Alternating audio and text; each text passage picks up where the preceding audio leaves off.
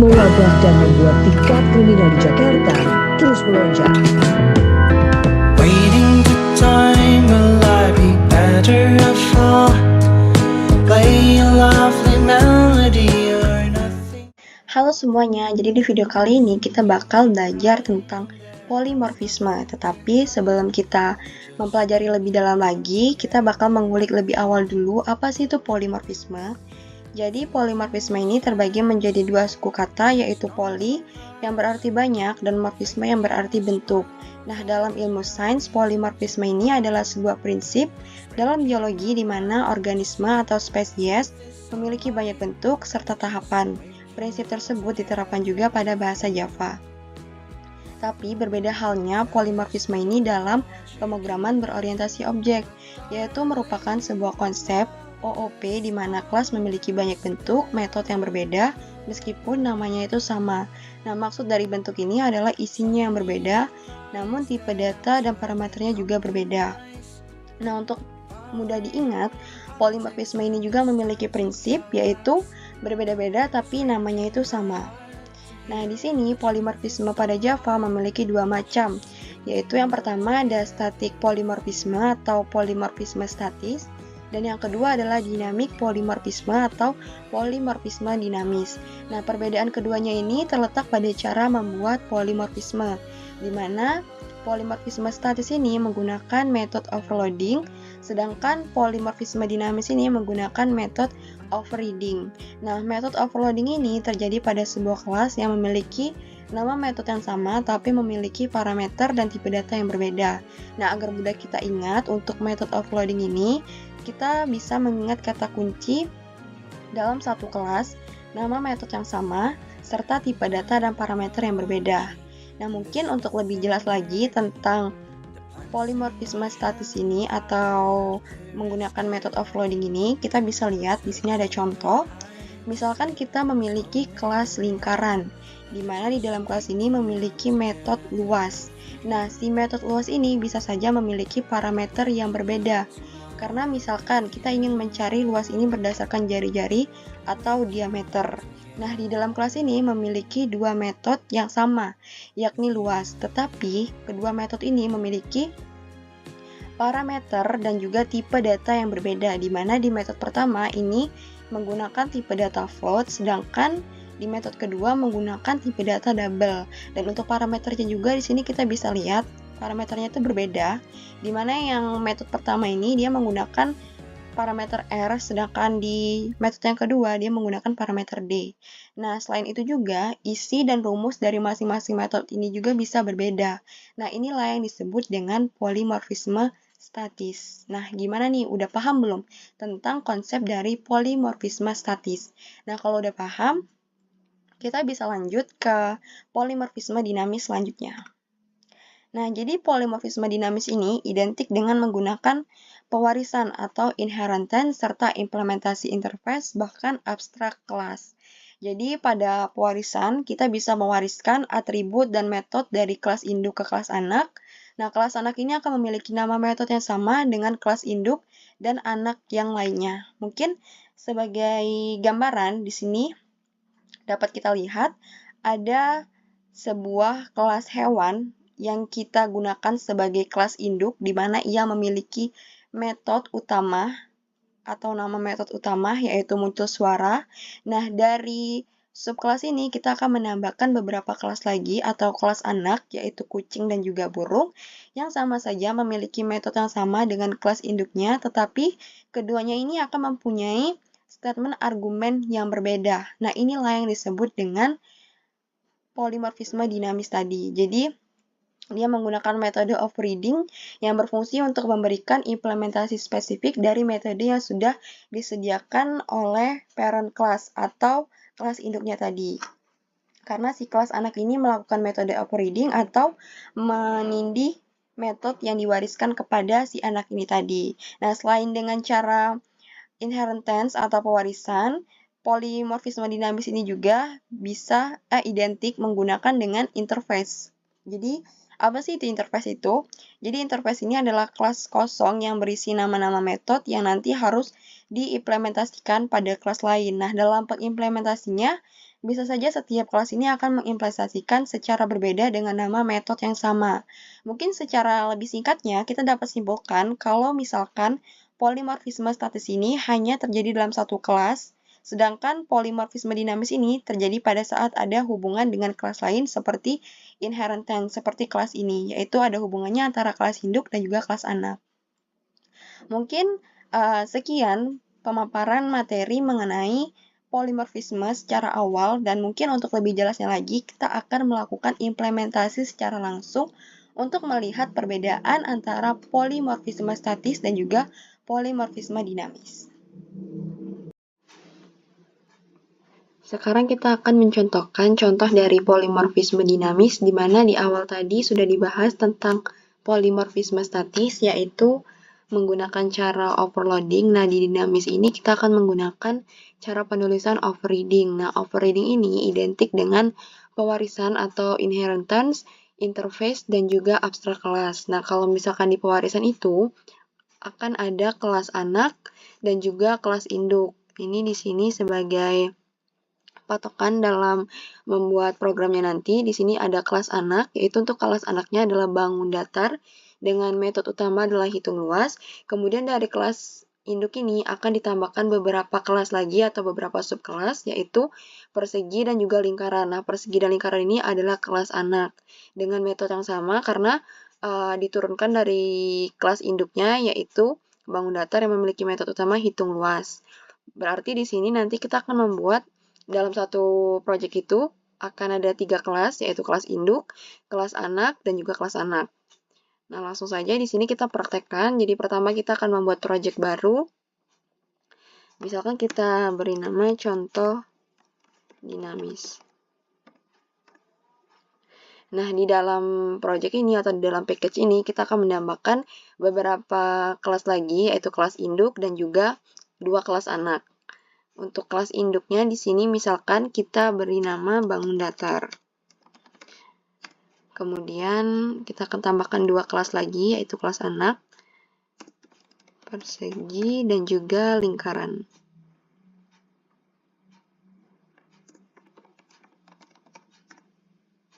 Nah, di sini ada 3 kelas yang sudah kita buat, yaitu kelas induk dan juga 2 kelas anak.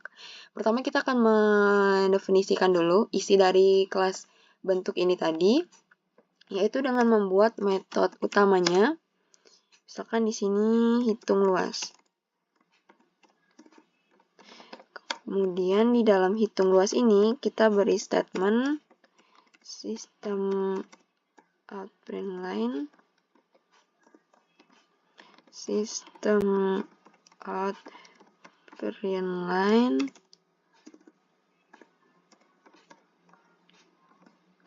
untuk isinya menghitung luas bangun datar. Lalu return 0. Nah, ini kita telah selesai membuat inisiasi dari kelas induknya, yaitu membuat metode utama. Di sini nama metodenya adalah hitung luas, dan untuk tipe datanya adalah float. Nah, kalau misalkan kita jalankan kelas induk ini di kelas utama atau kelas main-nya akan menjadi seperti ini. Kita akan membuat objek baru dulu dari kelas bangun datar ini.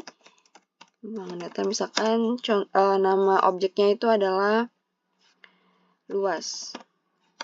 Kemudian new bangun datar. Kemudian kita akan panggil si luas ini untuk memanggil objek yang ada di kelas bangun datar. Jadi luas dot hitung luas akan memanggil metode ini.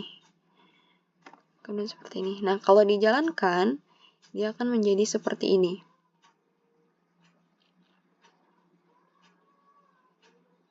Nah, output yang akan muncul yaitu menghitung luas bangun datar. Jadi luas ini itu memanggil metode yang berada pada kelas bangun datar. Jadi objek luas ini memanggil metode yang berada pada kelas bangun datar.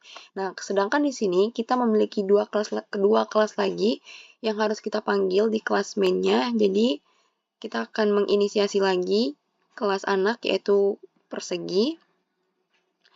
Kita extendnya di kelas induk yaitu bangun datar. Kemudian kita akan membuat tipe datanya. Di sini tipe data integer karena sisi. Kemudian setelah kita membuat tipe data ini, kita akan membuat konstruktor public persegi yang memiliki tipe data integer juga dan parameternya itu sisi. Kemudian di sisi sama dengan sisi. Nah, setelah selesai membuat kelas konstruktor ini, jadi fungsi dari kelas konstruktor ini yaitu untuk memanggil secara otomatis ketika kita akan membuat objek baru dari kelas persegi dan akan memberikan nilai panjang sisi pada argumen. Jadi ini nanti akan berfungsi juga pada kelas main-nya. Setelah kita selesai membuat konstruktornya, selanjutnya kita akan membuat metodenya di sini. Kemudian kita panggil dulu untuk metode utamanya yaitu hitung luas. Nah, ini ada tanda seperti ini, kita klik saja add override. Nah, jadi otomatis dia langsung mengoverride dari metode hitung luas di kelas induk tadi. Kemudian return this, kita masukkan sisi kali sisi. Nah, untuk kelas anak yang pertama persegi, ini telah selesai proses penginisiasiannya atau pendefinisian di dalam kelasnya. Jadi di sini ada konstruktor dan juga metode override, di mana metode override ini yaitu untuk memanggil metode utamanya pada kelas induk tadi. Nah, setelah selesai membuat menginisiasi kelas anak persegi ini, selanjutnya kita akan menginisiasi juga kelas lingkarannya. Nah, untuk pewarisan itu identik dengan extend, sedangkan untuk interface itu dia identik dengan implements, yang membedakan kata kuncinya. Ini kemudian extend bangun datar. Untuk tipe datanya gunakan double. Ini masih sama juga, kita akan membuat konstruktornya yaitu public lingkaran double jari-jari. Kemudian this jari-jari sama dengan jari-jari. Nah, setelah selesai, kita akan memanggil metode utamanya atau membuat metode utamanya yaitu float hitung luas. Kita return float, masukkan rumus dari luas lingkaran itu P dikali jari-jari dikali jari-jari. Kemudian ini kita add override. Nah, ini jadi sudah otomatis langsung override. Jadi sama saja di kelas lingkaran ini pada kelas persegi tadi ada konstruktor dan juga pemanggilan metode utamanya di override. Untuk penulisannya itu di override. Nah, setelah selesai membuat atau mendefinisikan isi dari kelas persegi dan lingkaran ini, kita akan ke kelas main untuk menjalankan programnya. Di mana isi dari kelas main ini adalah kita akan membuat objek baru dari kelas persegi dan juga lingkaran. Karena di sini untuk kelas bangun datarnya itu telah kita buat, yaitu bangun datar, luas, new, bangun datar. Kemudian kita akan membuat objek baru dari kelas persegi dan juga lingkaran. Jadi persegi. Untuk nama objeknya misalkan di sini P besar saja. Kemudian new persegi. Jadi nanti objek ini akan memanggil metode dari kelas persegi fungsinya. Kemudian di sini langsung saja kita beri inisiasi angkanya itu 4. Ini juga sama, lingkaran. New lingkaran. Untuk nilainya kita isi 7,0. Nah, setelah selesai membuat objek baru dari kelas persegi dan lingkaran ini, kita akan memanggil metode dari masing-masing kelas. Jadi di sini adalah memanggil metode.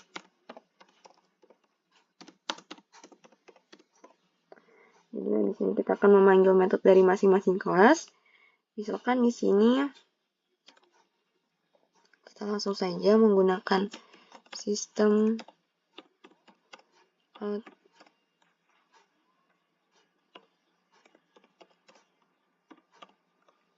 print line, misalkan luas persegi.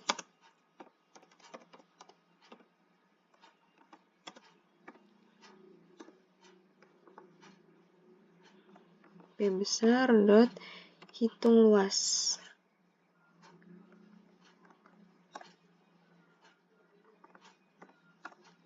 Kemudian ini juga sama, kita copy saja.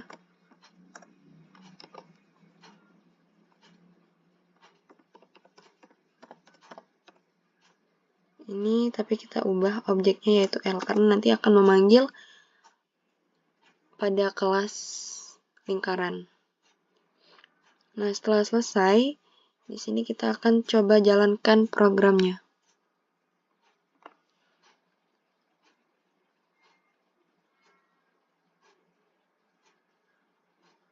Jadi di sini masih ada error. Kita perbaiki dulu errornya.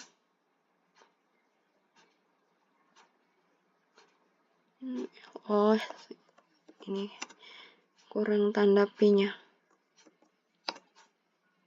Di sini kita coba run kembali.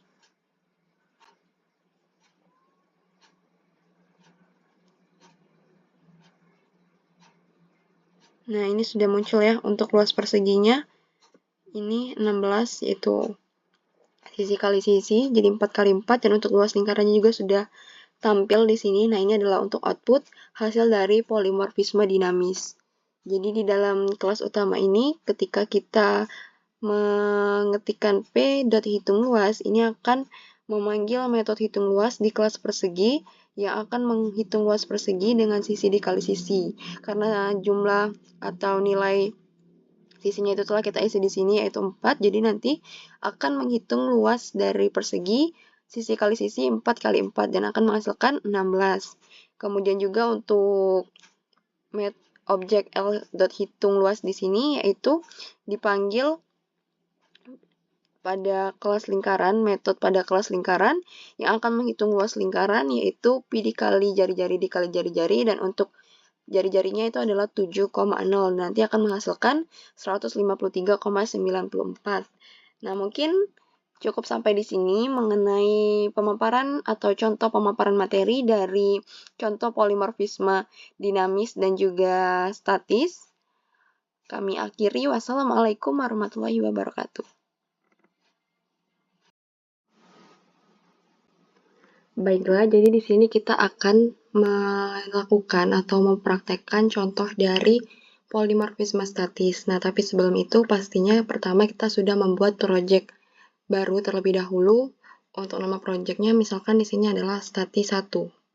Nah, nanti di dalam project ini nanti bakal kita tambahin kelas baru. Untuk nama kelasnya itu bebas, misalkan di sini hitung luas, karena di contoh statis ini kita akan menghitung luas dari bangun datar persegi, persegi panjang, dan juga lingkaran. Jadi nanti bakal ada 3 metode dengan nama yang sama yang bakal kita definisikan di dalam kelas hitung luas. Nah, langsung saja di sini kita akan membuat metode yang pertama. Untuk nama metodenya itu terserah apa, misalkan luas bangun datar atau luas bangun DT. Nah, untuk parameternya di sini kita gunakan parameternya itu sisi, karena metode yang pertama ini akan menghitung luas dari persegi, karena persegi itu kan sisi kali sisi. Nah, untuk returnnya kita masukkan rumus luas persegi, yaitu sisi kali sisi. Nah, ini untuk metode yang pertama telah selesai dibuat dengan tipe datanya itu integer dan parameternya adalah sisi.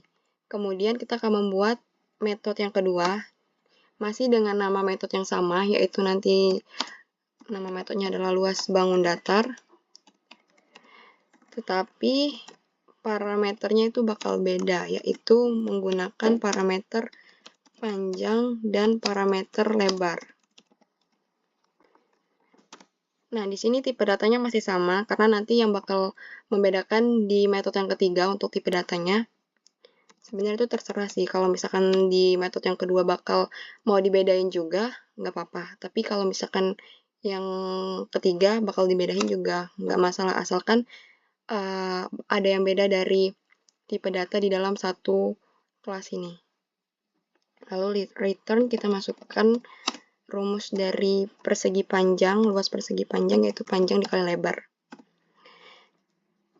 Terus untuk metode yang ketiga, tipe datanya bakal beda dari kedua metode yang telah dibuat, yaitu bakal gunain tipe data double. Dan untuk nama metodenya itu masih sama, menggunakan luas bangun DT. Karena prinsip atau konsep dari statis ini, untuk metodenya namanya sama, tetapi tipe data dan parameternya beda. Lalu parameternya di sini jari-jari. Kemudian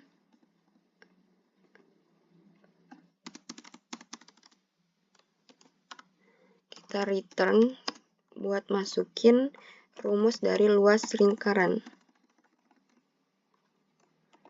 yaitu Pi dikali jari-jari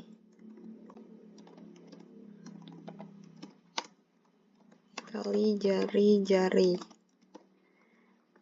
Nah, kalau udah, di sini sudah didefinisikan 3 buah metode dengan nama yang sama, di mana memiliki tipe data dan parameter yang beda-beda. Ini untuk tipe datanya integer, lalu parameternya sisi. Yang kedua juga masih tipe data integer, tetapi parameternya panjang dan lebar. Dan yang ketiga itu tipe datanya double, dan untuk parameternya adalah jari-jari. Nah, setelah selesai mendefinisikan isi dari kelas hitung luas ini, kita akan beralih ke kelas main atau kelas utamanya untuk memanggil metode-metode yang telah kita definisikan pada kelas hitung luas. Jadi kita akan membuat objek baru, hitung luas, objek baru di dalam kelas hitung luas tadi. Untuk nama objeknya misalkan di sini luas. Lalu new hitung luas. Jadi nanti objek luas yang baru dibuat ini gunanya adalah untuk memanggil metode yang berada di dalam kelas hitung luas. Kemudian kita akan menampilkan statement untuk menghitung luas dari masing-masing bangun datar. Yang pertama kita akan memanggil statement menampilkan statement untuk menghitung luas persegi panjang, luas persegi.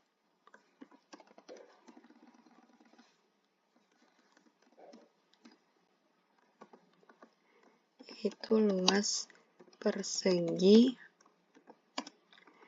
ditambah dengan, nah ini kita panggil objek luas yang telah kita buat di awal tadi, lalu dot. Nah, luas bangun datar di sini kan ada 3. Ada metode yang pertama, kedua, dan ketiga. Karena kita akan menghitung luas dari persegi, berarti yang kita panggil adalah metode dengan parameter sisi. Nah, untuk nilai sisinya di sini kita isi sebesar 4. Jadi nanti metode ini bakal menghitung luas dari persegi dengan panjang sisinya itu adalah 4. Dan untuk statement yang kedua juga sama, untuk menghitung luas persegi panjang. Dan di sini kita bakal manggil metode untuk luas bangun datar yang kedua. Nah, ini yang panjang lebar, yang parameternya panjang dan lebar. Kita isi panjangnya 5, terus lebarnya misalnya 4. Nah, nanti ini bakal manggil metode di kelas hitung luas, di metode yang kedua, yaitu dengan parameter panjang dan lebar untuk menghitung luas dari persegi panjang. Terus yang metode ketiga juga sama, atau statement yang ketiga juga sama. Ini untuk lingkaran.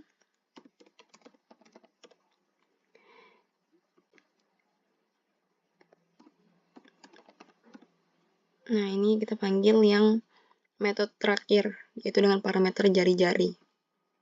Untuk jari-jarinya misalkan 7,0. Jadi nanti metode ini, objek ini bakal manggil metode luas bangun datar dengan parameter double untuk menghitung luas lingkaran. Nah, ini telah selesai untuk isi kode dari kelas utamanya, dan ini juga untuk kelas hitung luasnya juga telah selesai. Didefinisikan 3 macam metode dengan nama yang sama, karena prinsip dari statis yaitu memiliki nama metode yang sama, tetapi tipe data dan juga parameternya itu berbeda, dan hanya terjadi dalam satu kelas. Itu yang disebut dengan polimorfisme statis. Ini kita run.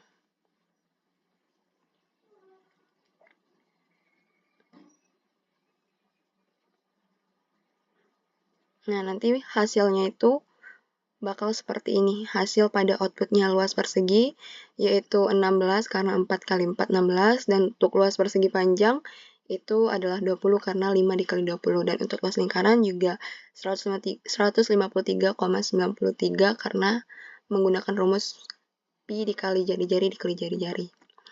Nah, mungkin untuk contoh dari polimorfisme statis cukup sampai di sini. Karena untuk mudah diingat, ingat saja prinsip atau konsep dari statis itu memiliki nama metode yang sama, tetapi integer dan tipe datanya itu beda dan hanya terjadi di dalam satu kelas.